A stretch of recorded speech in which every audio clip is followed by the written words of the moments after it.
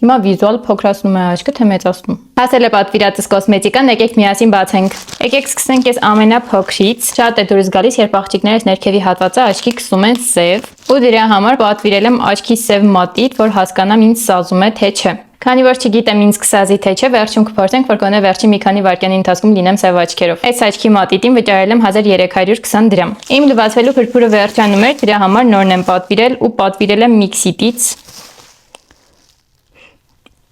Ու թափվել է։ Տեսքը սիրուն է, գույնը սիրուն է, ափսոս որ թափվել էր, չգիտեմ լավն է թե չէ, կփորձեմ կասեմ, արժեքն էլ 2880 դրամ։ Հաջորդը պատվիրել եմ Կաբարետի շագանակագույն թարչաներկ, հետաքրքիր է սևի նման լավն է, քանի որ հիմա թարչաներկ քսել եմ, ես էլ հետո կփորձեմ ձեզ կասեմ, արժեքն էլ 3580 դրամ։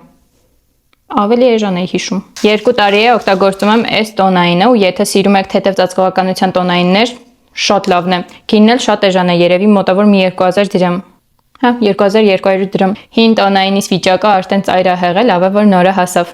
Ու վերջում թողել եմ ամենահետաքրքիրը։ Պատվիրել եմ այսպիսի Cosmos highlighter։ Մի հատ խնդրում եմ երանգը տեսեք։ Լույսի տակ շատ սիրուն է։